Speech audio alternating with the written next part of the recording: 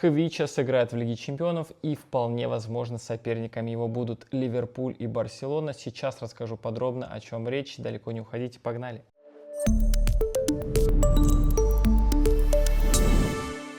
Итак, сегодня ночью закончился так называемый основной раунд Лиги Чемпионов. И я не знаю, смотрели ли вы все матчи, там играли 3 грузинских футболиста. Но, честно, там шансы на продолжение борьбы были минимальны, только у Иракли Азарови, к сожалению, в итоге вылетел. А я, конечно же, следил за судьбой Пари Сен-Жермен. И вот Париж, которому нужно было не проиграть Штутгарту, он выиграл на выезде в Германии со счетом 4-1. Выкинул, кстати, немецкую команду. Хвича все еще не мог играть в этом матче, но это была важная победа, поскольку после нее мы узнали будущих соперников Пари Сен-Жермен. И вообще после этой победы закончился основной раунд Лиги Чемпионов. А значит, сформировался окончательный вид этой огромной гигантской таблицы, которую сейчас попробую поместить вот здесь вот на экране. Не знаю, помещается она или нет. И вы видите, что Пари Сен-Жермен в итоге финиширует на 15 месте. Были опасения у нас 2 недели назад всего, что а вообще сможет ли Париж пробиться.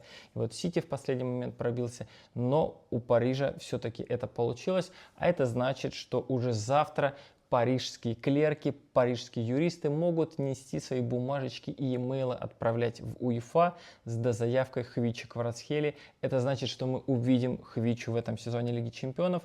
Но, конечно же, у вас возникнет вопрос, а с кем же будет играть Париж?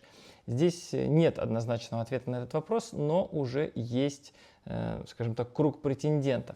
Согласно новой схеме Лиги Чемпионов, Пари Сен-Жермен, занявший 15 место вместе с 16 местом с Бенфикой, они будут играть против 17 и 18. Давайте возвращаемся к таблице, смотрим. Монако и Брест. Представляете, 2 французские команды. И вот фактически Франция не отпускает Хвичу Кварацхелию. 11 или 12 февраля состоится первый матч, который ПСЖ будет проводить на выезде. И скорее всего там мы увидим дебют Хвичи Кварацхелии, не знаю, в старте или выход на замену. И вот всего 2 варианта. Либо Монако, либо Брест. Франция не отпускает Хвичу Кварацхелию даже на европейском уровне. Ну и потом спустя неделю ответная игра. Все будет очень быстро, напряженно. Но что же потом, если для ПСЖ все закончится удачно, а мне кажется, что этих соперников ПСЖ уже знает очень хорошо, неважно, кто там будет. Кстати, точного соперника мы узнаем 31 января, когда пройдет жеребьевка. Ну, а пока предположим, что Париж проходит дальше, и у нас есть уже дальше сетка, и мы видим здесь Ливерпуль или Барселона. Кто-то из этих 2 команд будет встречаться с ПСЖ в 1/8 финала, если ПСЖ туда, конечно, пробьется. Ливерпуль и Барселона хорошо выступили вот в этом основном раунде, они уже совершенно точно будут в 1/8 финала, но Парижу, повторюсь, еще нужно свои матчи выиграть. Вот представляете, Хвича Кварацхелия, я надеюсь, что после удачного дебюта также в рамках Лиги Чемпионов в составе ПСЖ может сыграть совсем скоро. Кстати, матчи 1/8 финала пройдут уже в марте против будущей команды Георгия Мамардашвили Ливерпуля, который вроде бы до сегодняшнего вечера вообще был непобедим, но вот ПСВ, кстати, Ливерпуль проиграл. Либо против Барселоны, которую лихорадит, которая то выигрывает, то проигрывает. И вот знаете, ради этих матчей хотя бы, наверное, этот переход стоил того, потому что все мы с вами желаем Хвичи успехов, роста, развития и перехода в еще более сильный клуб, хотя ПСЖ, согласитесь, команда не последняя. И вот будет шанс у Кварацхелии себя проявить. Но возвращаясь к сегодняшнему матчу, Баркаля, который многие рассматривают которого как такого конкурента Хвичи, хотя, опять же, в матче чемпионата Франции мы видели, что, в принципе, Луис Энрике всем на поле место может найти. Так вот, Баркаля сегодня забил первый гол с ассиста Дуэ, который вот как раз-таки эти 2 футболиста на позиции Хвичи фактически играют. Ну и потом Дембеле сделал хит-трик. В общем, ПСЖ как будто бы попер. Я думаю, что вот приход Хвичи, конечно же, имеет здесь свое значение, он сыграл свою роль.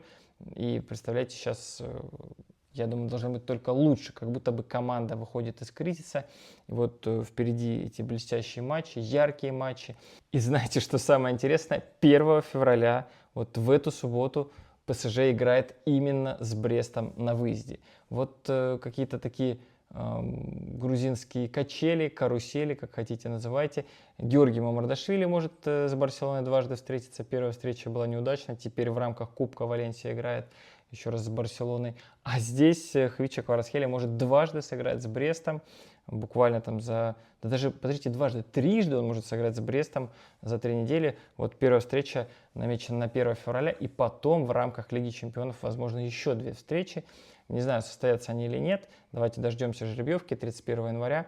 Но вот 1 числа совершенно точно с Брестом будет играть ПСЖ. Мы ждем на поле, конечно же, Хвичу. По грузинскому времени это будет 20:00. Ставьте будильники, напоминания, не забывайте. Вот такой короткий выпуск.